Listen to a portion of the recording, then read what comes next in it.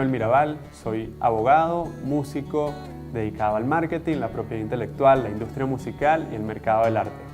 Elaboré este video especialmente para mis alumnos de la cátedra de Music Management en la Academia AudioPlace y es el punto de partida para la creación de este espacio. Así que, bienvenidos a mi canal. Hoy hablaremos un poco sobre contratos.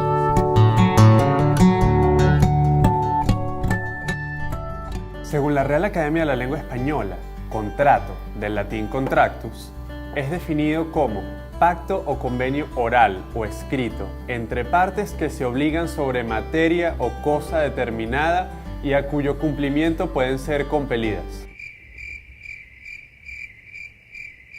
El Código Civil venezolano es mucho más feliz y creo que eficiente al definir el contrato en su artículo 1133, cuando lo define como una convención entre dos o más personas para constituir, reglar, transmitir, modificar o extinguir entre ellas un vínculo jurídico. Ok, ¿con qué se come esto? Cuando dos personas firman un contrato, en realidad lo que están haciendo es colocándose de acuerdo en torno a algo.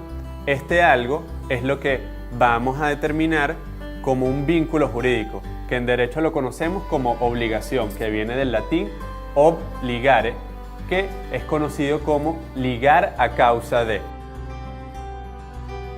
Para que exista un contrato, necesitamos de 5 elementos esenciales, siendo el primero de ellos las partes.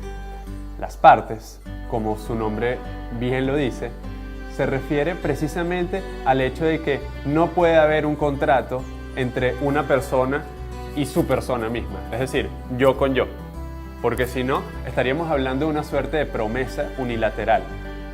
Sí, sé que si uno busca en internet se puede conseguir información sobre los llamados contratos unilaterales y te mencionan a la donación o el préstamo, pero realmente esto no es tan así, porque para que un contrato sea válido se necesita que existan dos o más personas y esto es porque en el contrato se definen derechos y obligaciones para cada una de estas partes. Ok, el segundo elemento que se necesita para la existencia de un contrato es la capacidad. ¿La capacidad de quién? De las partes. ¿Esto qué quiere decir? Que para que un contrato pueda ser válido, las partes que van a firmar tienen que ser capaces para poder firmarlo. Y esto no es que sepan leer y escribir, sino realmente se refiere al hecho de que no tengan ninguna causa o ningún motivo que les merme o limite su capacidad, como por ejemplo un menor de edad o una persona que está privada de libertad. Son personas que, digamos, para ciertos actos de la vida cotidiana no pueden firmar contratos. El tercer elemento que se necesita para la existencia de un contrato es el consentimiento. Para mí es el elemento más importante de todos, porque realmente en un contrato lo que se está demostrando o lo que se está firmando es la voluntad de las personas que en efecto están firmando el contrato. Ahora, este consentimiento tiene que ser completamente válido, es decir, que no esté viciado ni por error, ni por dolo, ni por violencia. ¿Esto qué quiere decir? Realmente que si por ejemplo a mí me están apuntando en la cabeza para que yo firme un contrato o amenazan a alguna persona querida por mí para que yo firme, o me empiezan a decir: mira, si tú quieres tener vida en la industria musical, si tú quieres tener una carrera, tienes que firmar este contrato donde me cedes hasta el alma. Y no importa lo que pienses, no importa lo que hagas, porque si no firmas este contrato no vas a tener ni futuro, ni carrera, ni discos, ni fans, y vas a terminar cantando todas las noches afuera del molino, porque ni siquiera adentro te vamos a dejar tocar. En verdad, eso sería un contrato completamente nulo, porque el consentimiento no está de alguna forma legitimado, y no importa si eso se hizo ante notarios, si eso se hizo en un tribunal o si de repente el Papa estaba viendo el contrato. O sea, realmente no es válido. El cuarto elemento es el objeto. El objeto es básicamente de qué va el contrato. Es decir, por ejemplo, el objeto puede ser la producción de un concierto, una grabación de una producción discográfica, una compraventa, un alquiler o arrendamiento, la cesión de unos derechos. Lo importante es que este objeto debe ser lícito. Yo no puedo hacer un contrato de compra y venta de droga. Tiene que ser posible. A pesar de que yo desee volar en la nube voladora de Goku, no puedo hacerlo. Y 3, tiene que ser determinado o determinable. De hecho, cuando nosotros, por ejemplo, hablamos de la grabación de una producción discográfica, estamos hablando de un elemento futuro. Es decir, el contrato va a tratar sobre algo que en algún momento se va a terminar, y es la producción. El quinto elemento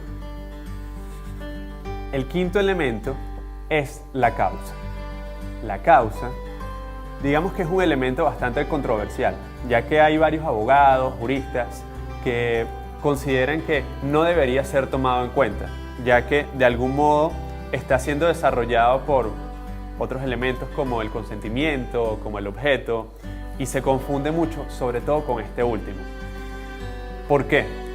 Cuando hablamos de causa, nos referimos a el motivo por el cual estamos realizando el contrato. Y estos motivos generalmente se dividen en dos aspectos, que son si tiene una finalidad económica o si tiene una finalidad de tipo social. Por ejemplo, yo dono una serie de bienes, voy a donar un montón de computadoras a la Fundación XYZ, porque me parece que me da nota, es algo sumamente altruista de mi parte, que yo quiero que estas personas de la Fundación XYZ cuenten con esas computadoras. O si, por ejemplo, nosotros tratamos un contrato como una producción discográfica, ahí lo que, digamos, yo estoy persiguiendo es una finalidad económica, en la cual,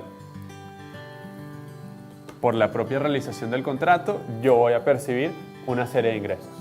Bien, una vez ya cubierto lo que son los elementos esenciales del contrato, también existen otros elementos que se van a llamar accidentales, o los vamos a denominar así. Y estos son principalmente el término, que quiere decir, digamos, cuándo comienza y cuándo termina el contrato. Por ejemplo, el contrato comienza a partir de tal fecha hasta esta otra. O también tenemos el otro elemento accidental, que es la condición.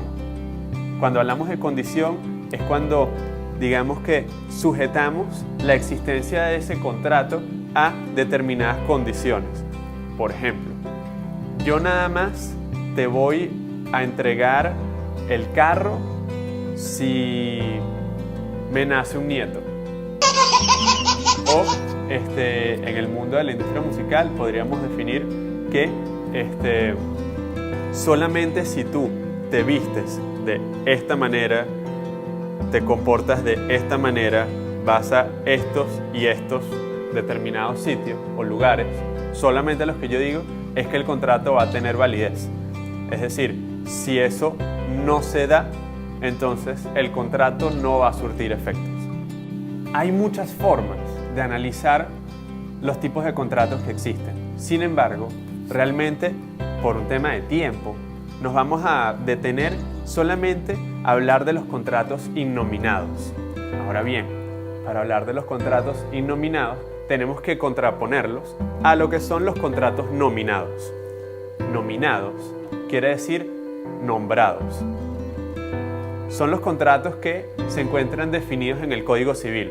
Por ejemplo, tú vas al Código Civil y vas a encontrar el contrato de compraventa, el contrato de arrendamiento, el de permuta, el de fianza. Son contratos que de algún modo ya están definidos cada uno dentro del Código Civil y que tienen allí elementos esenciales para su existencia, vigencia y funcionamiento. Hay elementos propios del contrato de compraventa, elementos propios del contrato de arrendamiento y así sucesivamente. Estos ya están establecidos allí. Tac, tac, tac. Ahora bien, los contratos innominados son los contratos que no están incluidos en el Código Civil. ¿Esto qué quiere decir? ¿Que no existen? No. realmente se trata de, digamos, un ejercicio de lo que es la libertad contractual. Eso de que para nosotros los ciudadanos todo aquello que no esté expresamente prohibido por ley está permitido. Pasa lo mismo en materia contractual. Siempre y cuando se esté contratando sobre un objeto lícito y estén los elementos esenciales para, digamos, la existencia de ese contrato, usted puede contratar de aquello que usted desee, a lo que ustedes quieran. En este punto es de suma importancia que nos detengamos a analizar los principios de cada materia al momento de enfrentarnos a un contrato. Por ejemplo, en el caso que nos compete, como estamos hablando de la industria musical, la materia generalmente va a rondar en torno a el derecho de autor. En materia de derecho de autor hay dos principios esenciales que voy a nombrar en este video. Estos principios son el principio de interpretación restrictiva y el principio pro autoris.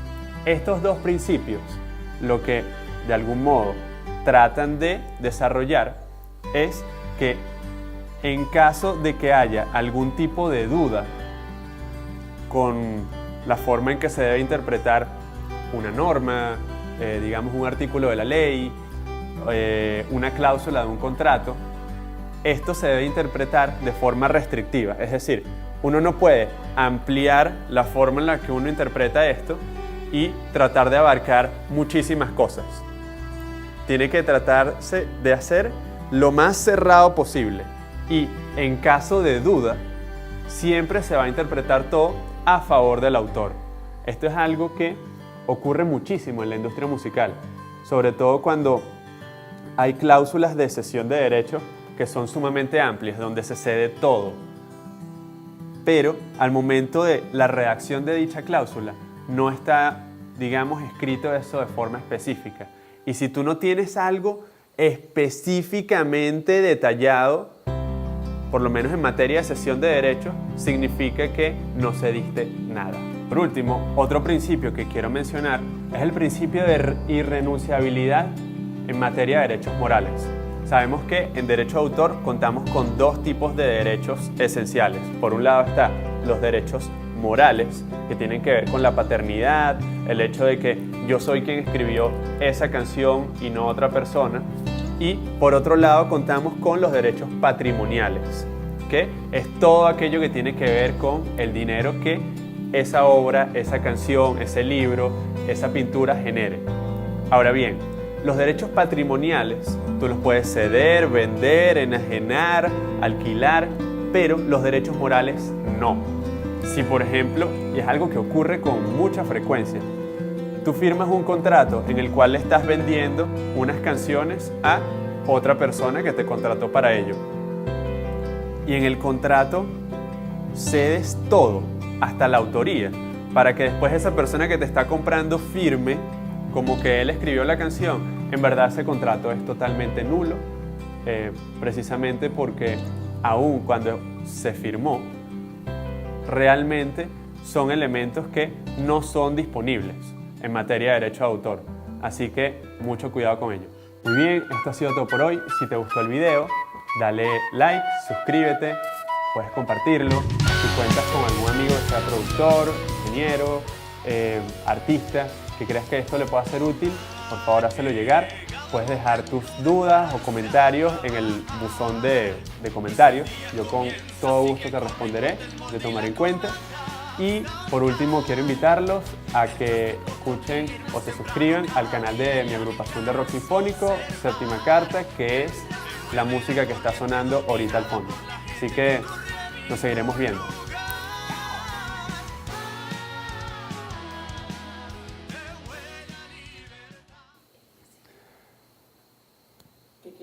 O más personas, en las cuales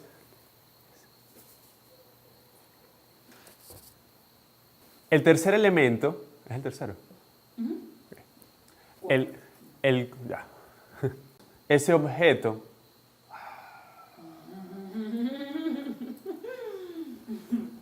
dentro de...